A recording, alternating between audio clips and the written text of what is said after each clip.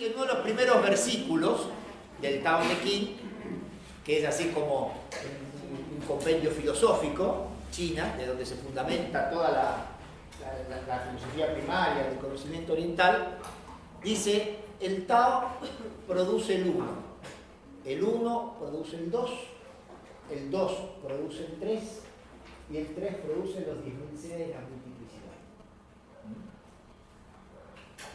Y bueno, la pregunta de nuestra compañera acá dice: ¿qué es el Tao? ¿No? ¿A qué se refiere el Tao? Bueno, la traducción literal sería camino, tránsito. Porque cuando uno quiere agarrarlo y darle nombre, deja de ser, que es un poco lo que les leí antes, ¿se acuerdan? Aquello que puede ser nombrado no es el Tao absoluto, no es el Tao permanente. Pero cuando uno quiere definirlo, define una parte, no lo puede definir completo. Define la parte de apreciación que puede llegar a tener, de observación, de lo que puede llegar a sentir. Pero no puede definirlo en toda su amplitud. ¿Por qué? Porque el Tao, los chinos lo definen como el cuadrado sin ángulos. ¿Qué es un cuadrado sin ángulos?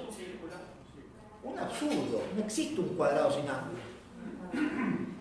Es un absurdo, es algo inexistente, es algo que o es un cuadrado que tiene los 4 ángulos cerrados, o no es un cuadrado. Un cuadrado sin ángulos es un absurdo, es lo incomprensible, lo que está más allá de todo pensamiento y todo razonamiento, es lo que escapa a nuestra comprensión. Es aquello que cuando uno está en estado de meditación contemplativa, llega un momento donde como que pierde la conexión con todo. En ese segundo de pérdida de conexión, ahí dice que encontrás el Tao. Pero lo querés agarrar y se fue, porque volviste a tomar conciencia, volviste a sentir, volviste a pasar por el filtro de los sentidos. Y al poder volver a pasar por los filtros, dejó de ser lo que era. Eso se representa, lo representaban en la antigüedad. Vieron que nosotros cuando aprendimos los números en el colegio, aprendimos en cualquier primario, ¿no? Los números arábigos, de 0 a 9. Y decían, siempre era una manzana menos una manzana, ¿cuánto era? 0 manzanas. Pero siempre el 0 se asociaba a algo, a que no diga manzana. ¿Sí?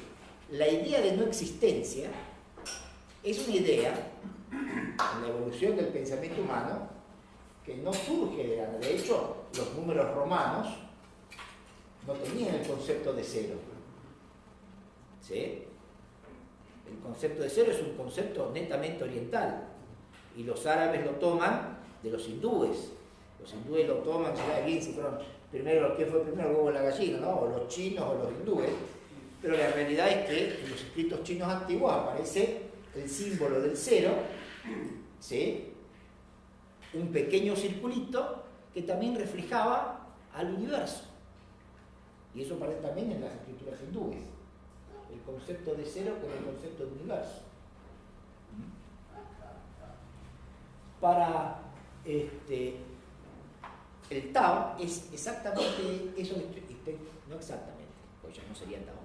Estoy tratando de aproximar la idea de Tao como camino, como pensamiento, como idea, pero que no puede llegar a ser definida. Todo aquello que va más allá del pensamiento es lo absurdo, es el 0. ¿Podemos imaginar la ausencia? ¿Podemos pensar en algo en ausencia? ¿Podemos colocar nuestra mente en vacío sin realmente pensar en nada? Es muy difícil, porque la tendencia del universo es todo espacio vacío tiende a ser llenado. Esa es la tendencia. O sea, la idea de vacío, de ausencia, de inexistencia, es muy difícil de entender dentro de nuestra línea de pensamiento. Y a esa idea de inexistencia, se le antepone el 1, que es el paso siguiente. Que es el 1, que es la existencia. Son los dos estados primarios, los estados conceptuales. ¿Qué fue primero? la inexistencia o la existencia. Uno cuando va a las antiguas escrituras va a encontrar, por ejemplo, el caso de Dionisio, que fue uno de los primeros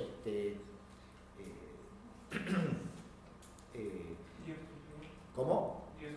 No como Dios griego, sino como Dionisio, uno de los primeros cardenales y demás, que hablaba en sus escrituras, hablamos del cristianismo, hablaba desde sus escrituras del Dios escondido, el concepto del Dios escondido, ¿sí? De aquello que se contrapone a la manifestación. O sea, porque si es solo manifestación, hay una parte que no es. ¿Sí? Entonces, la manifestación de las cosas es una parte. Ese concepto no es solo el concepto de manifestación y no manifestación. No es un concepto que solo vamos a encontrar en Oriente. En Occidente ese concepto también estaba. ¿Y la expresión? En Occidente también estaba ese concepto. Y no solo, digamos, en Heráclito, en los pensadores presocráticos, año 500 a.C., ¿sí? Que, bueno, vieron que lamentablemente nuestro pensamiento y nuestra forma de educación siempre es sesgada por los poderes fácticos. Entonces llega lo que quiere que se llegue de información. En la antigüedad pasaba lo mismo, pero no es que el pensamiento chino es un pensamiento único, que no existía en otra parte. Sí existía, sí estaba, sí fue presentado.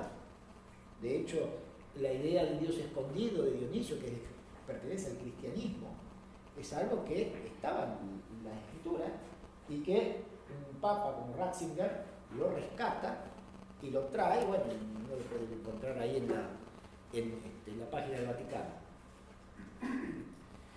Pero esa no existencia y esa existencia, esas dos partes, la inexistencia y la existencia, conjugan, ¿no? Conjugan en una dualidad que es el dos, que no es más que la manifestación, la fuerza cinética y la fuerza de estado de reposo, ¿sí? El movimiento y la quietud en estado de latencia, porque todavía ninguno de los dos se mueve, porque es una idea. Geométricamente tenemos en el 1, si tenemos que representar el 1, ¿cómo lo representamos geométricamente? Una línea. No, con un punto.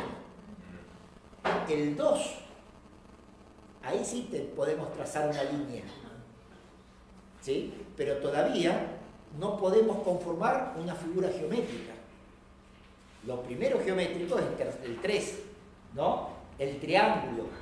Lo primero geométricamente que podemos formar es el movimiento de esas dos fuerzas, que los chinos a ese movimiento, a esas fuerzas primarias, las podemos llamar como el cero, sería como la ausencia de calor. Y el frío como la ausencia de calor, y el calor como la temperatura, ¿sí? Ahora, cuando nosotros medimos, ¿nosotros qué medimos? ¿Ceros o medimos unos? Medimos uno, medimos temperatura. Lo otro lo sacamos por referencia a la no existencia, por defecto. Ese es el pensamiento que se intenta pasar, que intenta transmitir, que uno es existencia, pero que una existencia no es sin lo otro, y los dos están presentes, porque conjugan en nosotros. Para mí la temperatura de acá, yo tengo calor, no sé ustedes, pero para otros, por ahí están con un saquito puesto, sienten un frío, y esa ya es lo que siente, cómo lo vive eso que está sucediendo, esa tercer fuerza, lo que nosotros interpretamos de lo que está sucediendo. El cielo, el hombre y la tierra, esas tres fuerzas interactuando. Lo yin como manifestación de lo ausente, como lo vacío, lo receptivo, ¿sí? Y lo yang, el movimiento, lo emisor, la luz, mientras que el otro es la proyección de la sombra. Los que hacen meditación, ¿algunos hacen meditación? Muchos hacen meditación en casa. Intentan. Cuando muchos describen el vacío, cuando uno entra en meditación, entra en la búsqueda del vacío, muchos enuncian el vacío como algo oscuro, ¿sí? Pero en realidad, si uno se pone a pensar y a meditar justamente sobre el vacío, se da cuenta que no es que sea algo oscuro, sino es profundo. El vacío lo que es profundo. Es tan profundo que la luz se pierde. No llegamos a la observación. Por eso nuestra apreciación es la apreciación de oscuridad al entrar en ese estado contemplativo. Y esa es la idea de Tao, que no podés explicarlo. Que donde uno pierde el poder observarlo, se pierde los límites. En la pérdida del límite, ese es el Tao. Y de ahí surge el uno. Y en esa dualidad, ¿sí?, en un estado estático de contemplación de ausencia y presencia, es la manifestación plena del dos, que no nos dice nada. Es como dentro fíjense que es un yin-yang estático, como decir frío-calor. ¿Sí? Blanco-negro, luz-sombra, humedad-sequedad. Pero eso no me da una aplicación en una persona. No me dice a mí si yo tengo frío ahora o tengo calor. Por eso tiene que tener una dinámica. Esa dinámica la tenemos en el 3. Que el 3 es no solo la interactuación, no solo el movimiento, sino es donde entra en juego el ser. Donde entra en juego el individuo. La sensación de ¿tenés frío? Cuando uno pregunta al paciente, digamos, ¿no? ¿Tiene los pies fríos o los pies calientes? Y te dice, no, los pies los tengo calientes. Toca los pies y no los siento fríos. O el paciente siente los pies fríos y uno toca y los siente calientes. Son sensaciones. Una de las cosas primarias para saber si hay una buena circulación es tocar la temperatura, ¿no? Toco los pies, toco las piernas, toco un poco los brazos, las manos, la espalda, el abdomen, y me doy cuenta si hay una temperatura relativamente pareja. ¿Tiene que estar todo el cuerpo igual? No. La parte renal es un poquito más fresca, las rodillas un poco más frescas, ¿sí? ¿Por qué? Porque vamos a estudiar por qué, después de eso, por qué es del frío, la zona de los riñones y demás, la zona renal. Pero tiene que mantener esa relativa coherencia. Si de pronto ese abdomen que tocamos, algunos a la noche se acuestan y algunos se toca la panza, ¿notaron que tiene la panza fría? Sí. La superficie está fría. ¿Sí? Bien. Entonces, y a veces parece caliente en otras circunstancias. Entonces, eso es individual, es ese juego dinámico de frío y calor, que es el principio termogénico primario, ¿sí?, que regula todos los seres y todas las cosas en el universo. Que nosotros lo aplicamos, lo tratamos de entender y manipular a partir de agujas y moxa. En esa pancita fría, si nosotros colocamos algo que dé calor, que le aporte un calor, entonces modifica la temperatura. Al modificar la temperatura, la digestión tal vez se hace un poco más rápida, no está tan lenta, ¿sí? Los edemas comienzan a disminuir, empieza a haber lo que se llama en medicina china, una circulación de ki. Como en aquella pancita que está un poco caliente, que cuántas veces le colocamos un paño frío. Por ejemplo, cuando hay fiebre, ¿sí?, colocamos un pañito frío para sacar el calor hacia afuera. Entonces, ese principio de regulación se origina dentro del pensamiento en ese tercer paso. en esa dinámica del yin y el yang. Y después, claro, los que entran en filosofía y en taoísmo estudian todo lo otro. Que bueno, nosotros vamos a llegar solamente hasta el 5, que es el sistema de los 5 movimientos. Uno es la ley de la relatividad general, que ahora vamos a estudiar un poquito, y el otro es la ley de la interdependencia,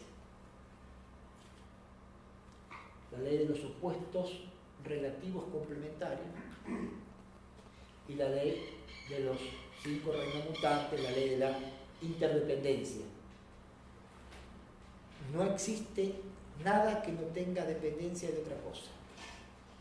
No hay un órgano que funcione, que por sí mismo diga yo soy el emperador. Aunque va a haber uno que cumple una función, claro. Pero imagínense que el hígado diga hoy quiero, en estos momentos quiero toda la sangre, necesito mucha sangre, porque tengo que metabolizar mucho. ¿Qué va a pasar con el resto de los órganos? Va a sufrir la ausencia de esa sangre, va a sufrir una carencia. Entonces, si de pronto el corazón dice quiero toda la sangre para mí, ¿qué va a pasar? Algo que pasa cuando hacemos la digestión, cuando toda la sangre va a hacer lo que los chinos llaman el TR medio. Habitualmente a mí me gusta decir la siguiente frase: cuando toda la energía, toda la sangre va al TR medio a producir el proceso metabólico de digestión, generalmente llega menos agua al tanque. ¿Sí?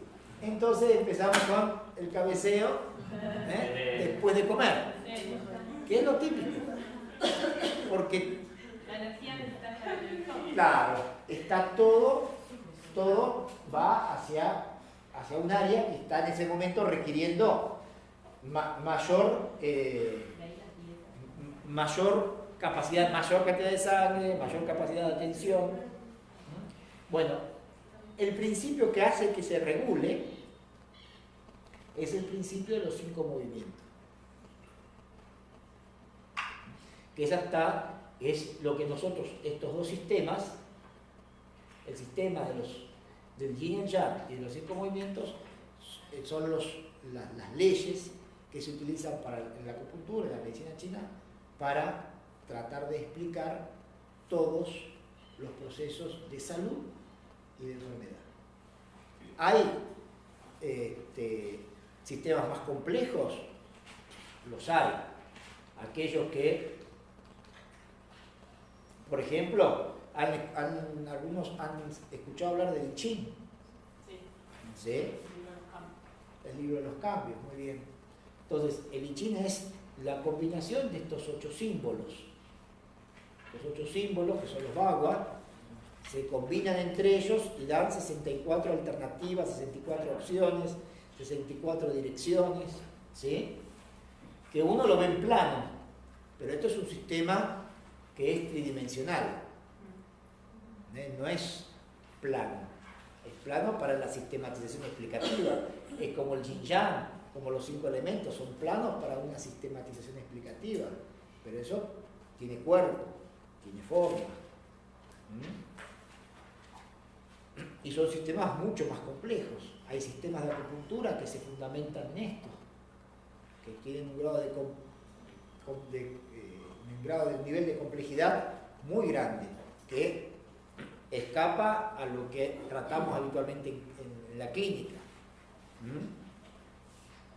De hecho, sobre eso va a tratar la ponencia que va a dar el doctor Carlos ahora en el Hospital Militar, pero para gente ya formada, que tiene ya un conocimiento avanzado del área de la acupuntura, entonces puede integrar determinados conocimientos. Si no, esto es muy complejo.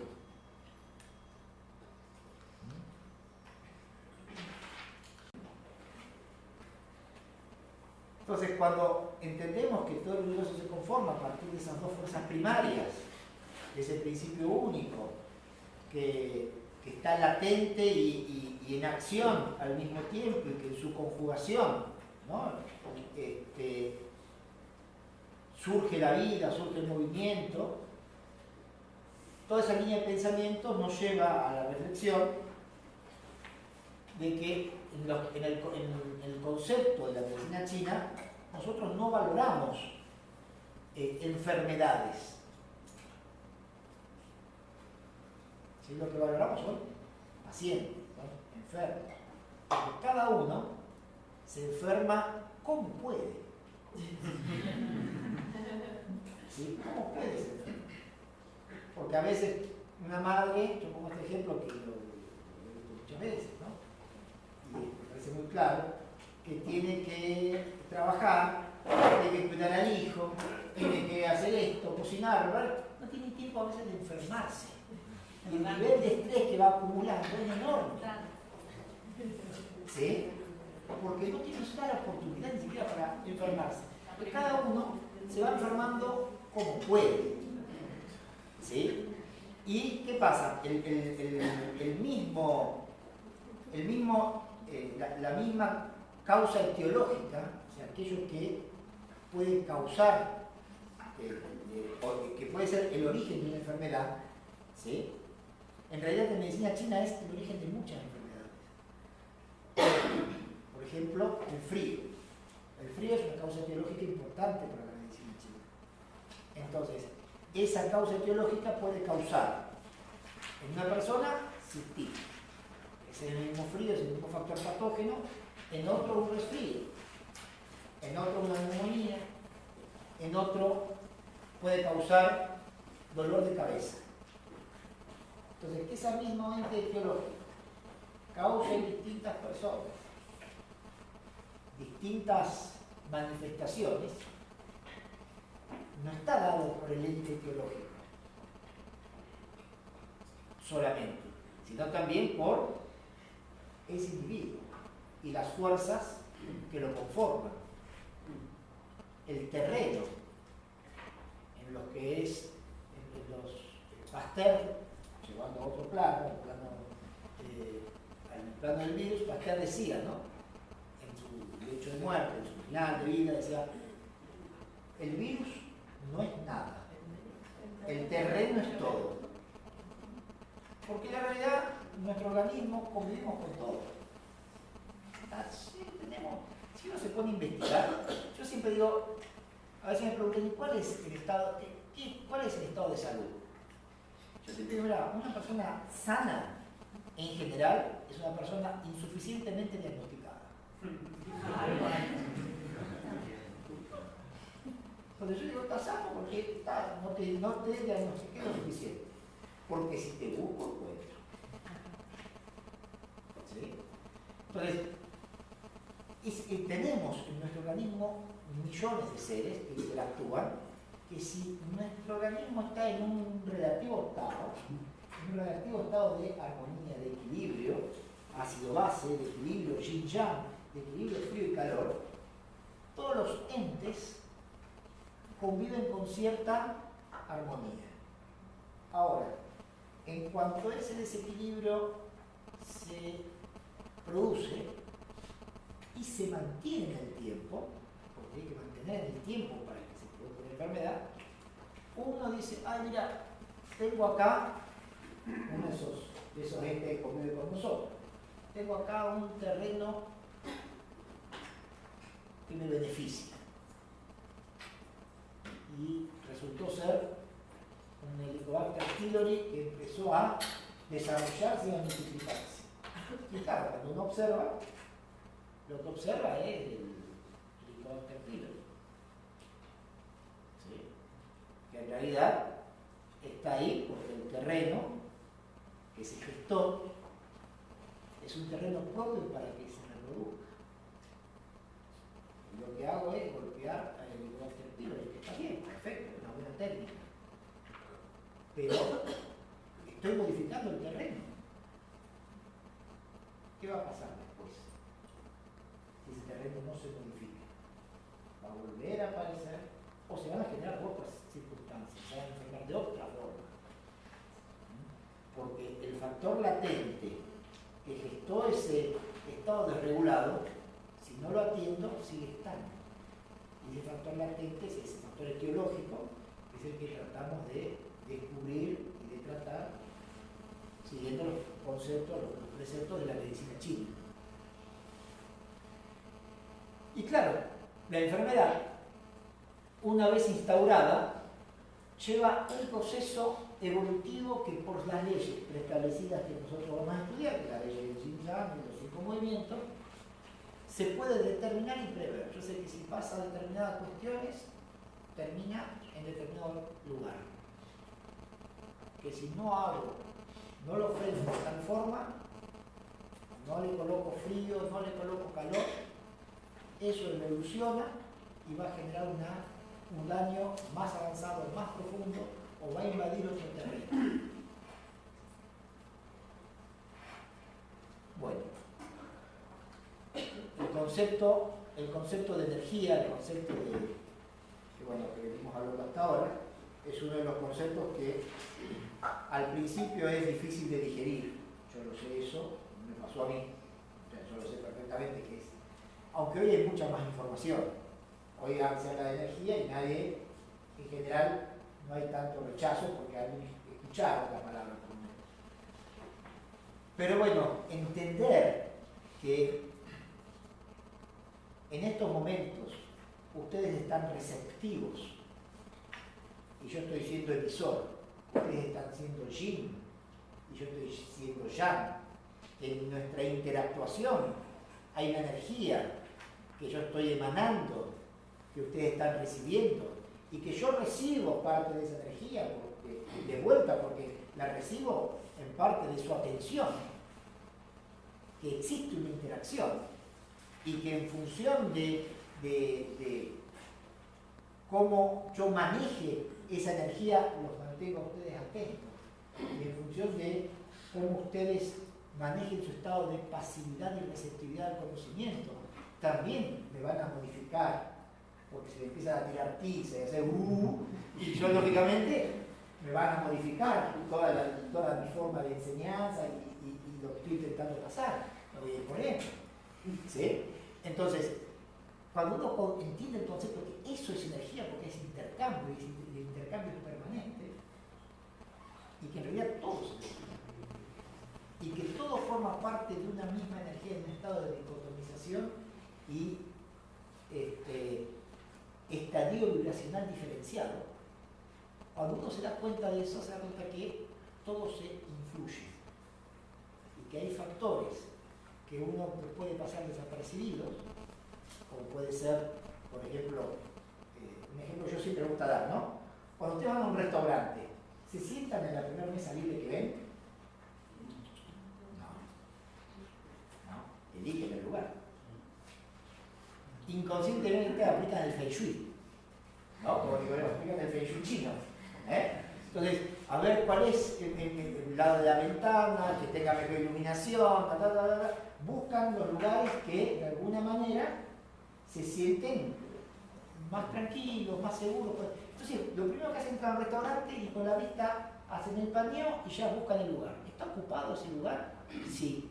Van a la segunda opción, van a la tercera, hasta que, bueno, no hay acá, no hay allá, no hay acá, no hay allá, bueno, queden esas que está allá. Elige la que está vacía.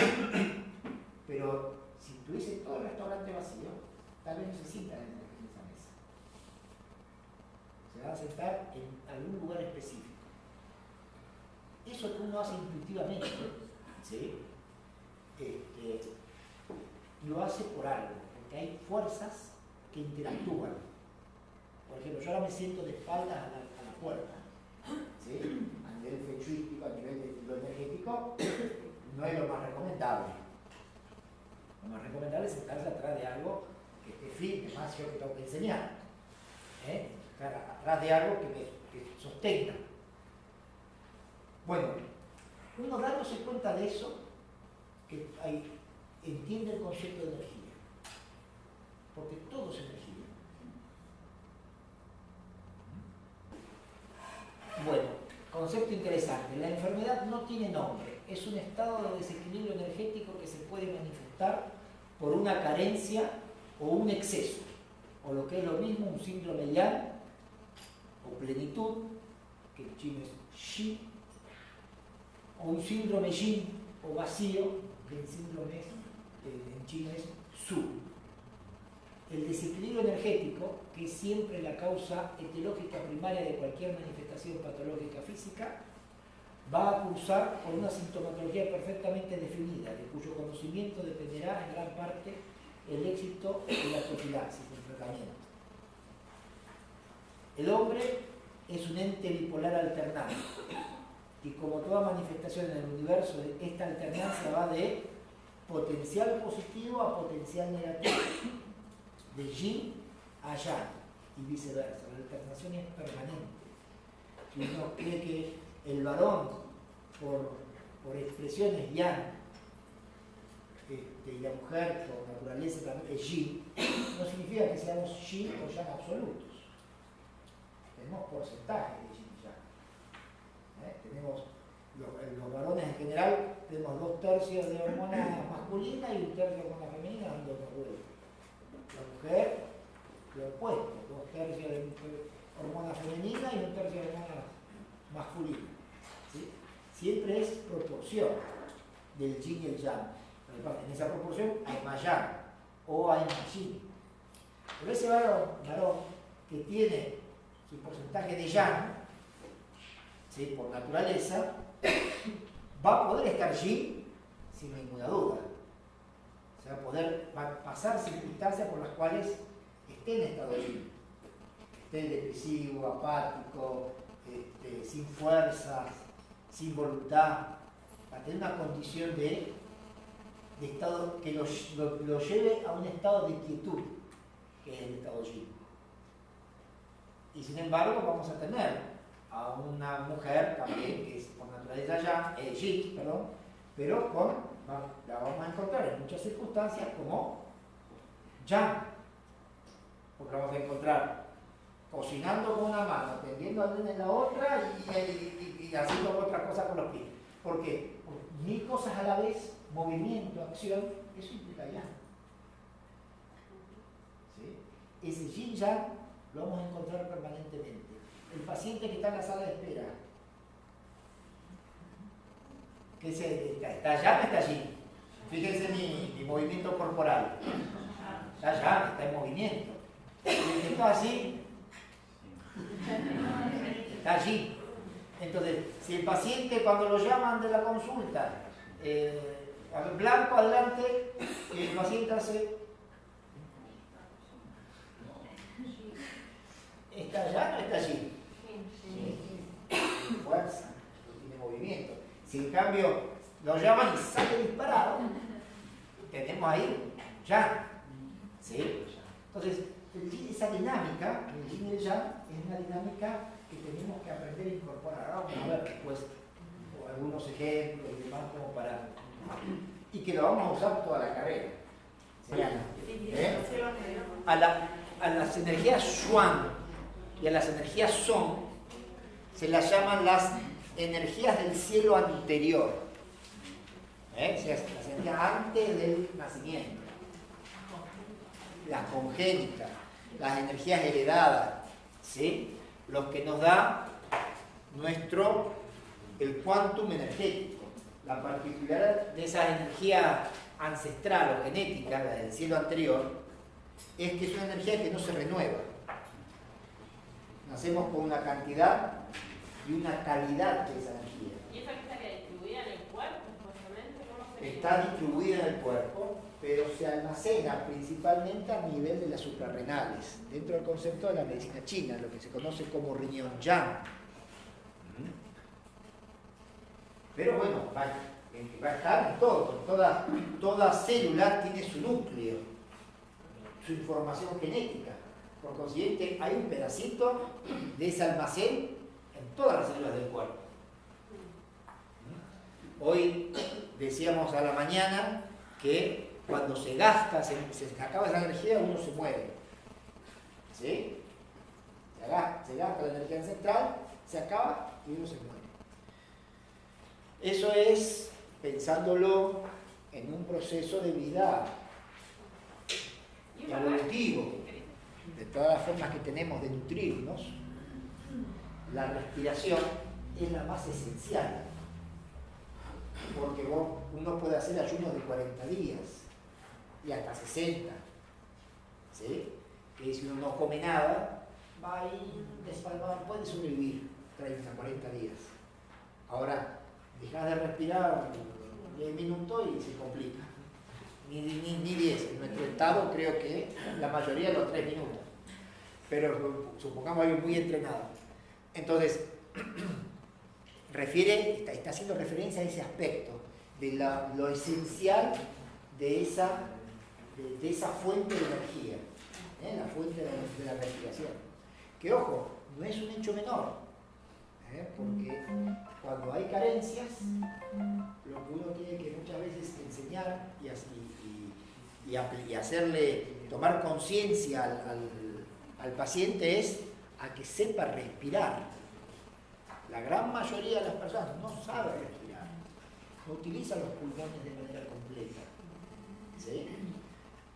¿Y qué pasa? Esa cuestión de dejadez, no darle importancia a la respiración, que los chinos sí le dan importancia, desde niños les enseñan a respirar, les hacen hacer ejercicios respiratorios, además les enseñan a usar completo los pulmones, hace que no se genere tanta oxidación. Está bien que mucho porcentaje importante se elimina a nivel renal y demás de toxicidad que se gesta a nivel corporal. Pero si uno les enseña a respirar a los chicos, a los niños, ¿sí? Y a veces también a los adultos, le estamos aportando, ¿sí? Una función de recuperación que es muy importante. Y además de respirar al aire libre. Porque respirar en un ambiente cerrado es otra cosa. Pero esa energía ancestral, yo les decía antes, no es que se gasta, el gasto ese que decíamos a la mañana, que cuando se gasta uno se muere, es el gasto progresivo. Pero cuánta gente joven se muere por un problema, sufrir una neumonía, y vos decís, bueno, no tenía energía ancestral, sí, tenía un montón, pero no la tenía distribuida adecuadamente. ¿Tenía capacidad de respuesta ese organismo? Posiblemente la tuviera, pero no estaba distribuida, porque la partecita de energía ancestral que tenía que estar guardada en pulmón fue la que se agotó. Lo que se colapsó es la zona pulmonar. El resto del cuerpo por ahí podría llegar a tener energía de reserva, pero no había forma de distribuir, por eso perece. ¿Se puede distribuir esa energía? Sí, se puede, con la facultad se puede distribuir. Lo que sucede es que tenés que sacar, tenés que determinar y tratar lo etiológico y tratarlo a tiempo. Porque también, cuando vos tomás a un paciente con determinado grado de acidosis, sabés que ya una vez que pasó determinado límite, ya no hay, por más que haya energía, por más que ya el nivel de descomposición es tan grande que ya no tiene retorno. ¿Sí? Podés paliarlo con alguna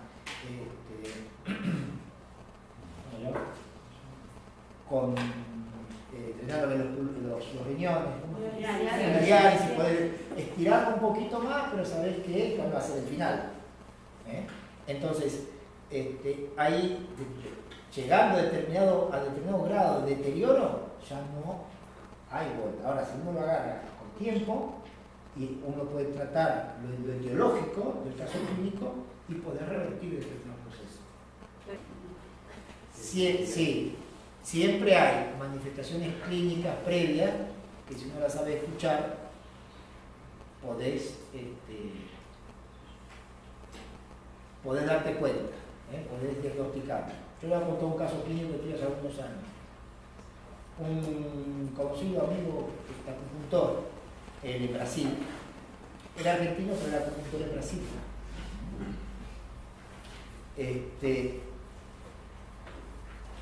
Vino a la Argentina para ver a su familia, para allá radicarse, porque sus hijos vivían acá en Argentina y demás. Entonces dice, bueno, me voy a la Argentina a vivir, vuelvo con mi familia, qué bueno. Y manifestaba un dolor lumbar desde hacía un tiempo. Entonces dice, mira, estoy con dolor lumbar, ¿por qué no me atendés? Y yo le hago un diagnóstico energético. Y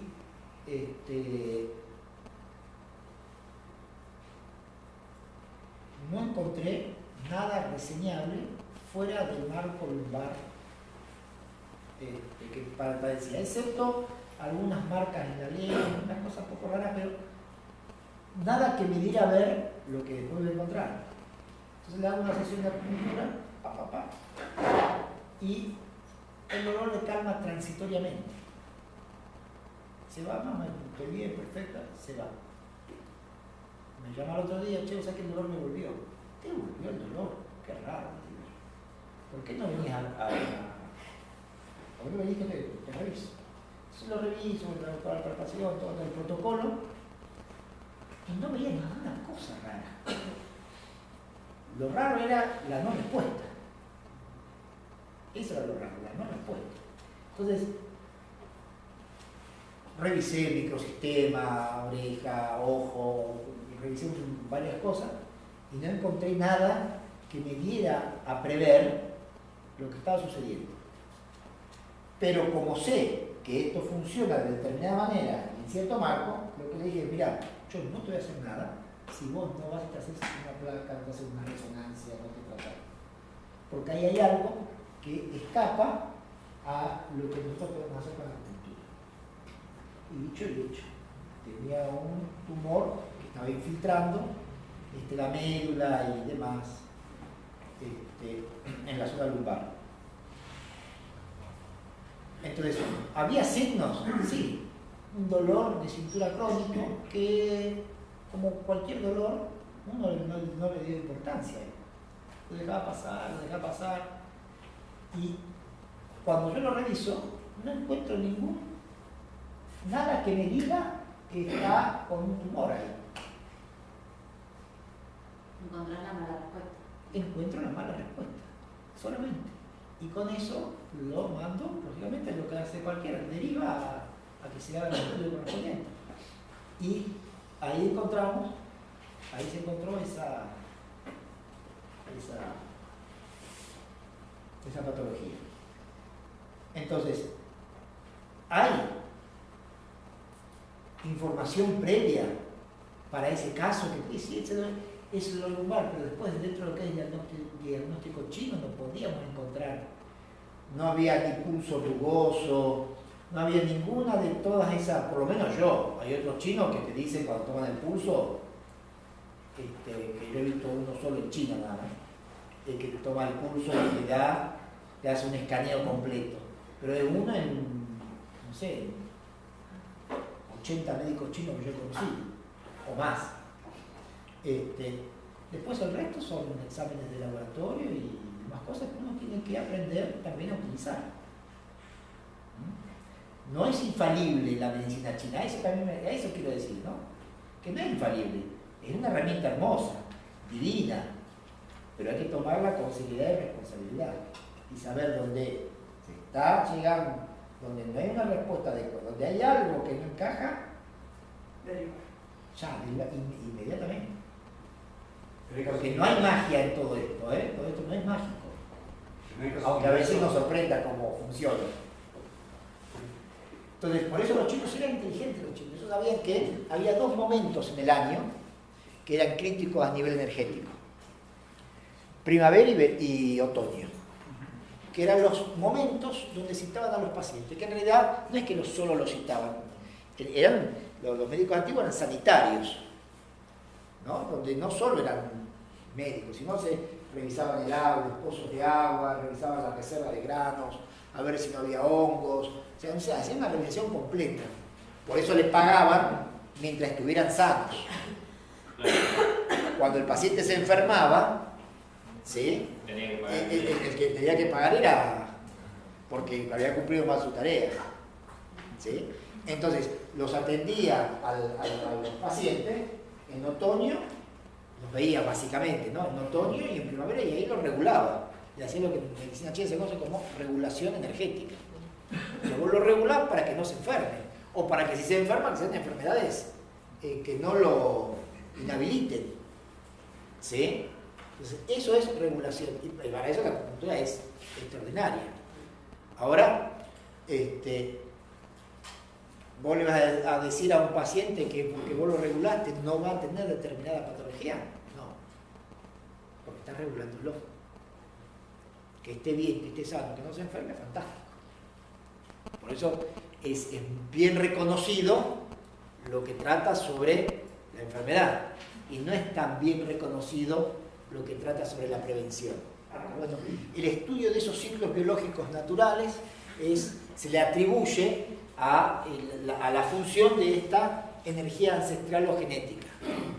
¿Sí? Y después tenemos las energías del silo posterior, que son las energías que elabora el cuerpo a partir de los aportes que obtiene de la naturaleza, a través de la alimentación y a través de la respiración, que son las dos grandes fuentes de energía. En esas dos energías que se producen, una es la energía ROM, que es la energía nutricia, la que va a circular por los famosos canales de acupuntura, y la otra es la energía Wei, la energía defensiva, que es la que mantiene un pH adecuado de la piel. ¿Sí? La energía Wei es esa energía expansiva en la superficie del cuerpo que el cuerpo emana. ¿Sí? Entonces, cuando algo tiene energía, tiene fuerza, todo el entorno intenta juntarse a él. ¿Sí? Cuando algo está sin energía, ¿sí? El entorno tiende a alejarse, porque las personas somos como los seres humanos, somos como imanes. Si tenemos un imán fuerte, atraemos. Tenemos un imán débil y a veces no nos atraemos nada y a veces hasta rechazamos. Y el ejemplo es el ejemplo, que es un ejemplo interesante para entender lo que sucede, es el ejemplo de los niños. Hay un niño y todo el mundo se aglutina alrededor del niño y todos lo quieren agarrar, lo quieren abrazar, le quieren dar besos, lo quieren tocar, porque tiene mucha energía. Ahora pones a un abuelito ahí y no lo querés tanto abrazar, tocar. Sí, por ahí porque hay una cuestión afectiva, pero la naturaleza del entorno no tiende a abrazarlo y a acercarse. De hecho, una de las patologías importantes de la tercera edad es la sensación de abandono. ¿Sí? ¿Pero por qué? Porque no tiene energía. No porque no tenga afecto por ahí. Bueno, la energía es afecto. Los niños se acercan a las emociones. Porque es un equilibrio yin-yang. Acá tenés mucho, acá tenés poco. Polos opuestos se atraen. Cuando uno se va acercando más, más se aleja de uno y más se pega al otro. Cuando uno es jovencito, por ahí los chicos no les gustan. A veces escucho, a mí los chicos, alumnos jóvenes, ¿no? A mí los chicos mucho no me gustan, porque son muy jovencitos todavía. Cuando llegan a los 35 o 40 años ya empiezan a decir, me gustaría tener un hijo, ya les cambia la polaridad, pero porque ya se puso del otro lado, ya pegó la vuelta. ¿Sí? Entonces, eso es una dinámica que estoy intentando informar, comunicar, del concepto del yin-yang, el concepto de donde hay energía y donde no hay energía. Donde hay energía es como la lamparita en la noche que llama a los insectos. ¿Sí? Vos prendés la luz y van todos los insectos a la luz. Ahí tenés energía, tenés yang. ¿Sí? Cuando no hay la luz, cuanto más opaca es, más oscura es, menos los atrae. Entonces, esos principios, ¿sí? Son, digamos, no lo vamos a aplicar esos principios a la medicina china, pero sí, el concepto sí. La idea sí. La idea de cuando hay energía hay atracción, cuando no hay energía, a veces hay rechazo. Y el Wei tiene que ver con esa energía externa, con esa capacidad de homeostasia con el medio. Cuando vos tenés energía, vos te adaptás sin dificultad. Cuando no tenés esa energía Wei, no está fuerte, tu adaptación al medio es más sufrida. ¿Sí? Cuando tu energía está fuerte, salís en pleno invierno, camisa de mangas cortas, afuera. Porque tenés fuerza, tenés dinamismo. Cuando llegás a una cierta edad, el pelo se emblanquece y demás, ya afuera no salís en manga corta un día de frío. Ya te ponías un saquito y te ponías un gorrito, por la duda. Para que porque la adaptación al medio ya no es tan rápida. Y el medio te puede causar una patología, una enfermedad. Esa energía de adaptabilidad es esa, al medio externo, es esa energía Wei, ¿sí? Que se va interiorizando a medida que el campo externo es fuerte y a medida que va pasando el tiempo, ese campo se va cada vez debilitando más. Y la debilitación más empieza cuando empiezan a aparecer las manchitas, cuando tenemos cierta edad y nos empiezan a aparecer ciertas manchitas en la piel. ¿Sí? Ahí el Wei se nos está gastando. ¿Sí? Se nos está acabando.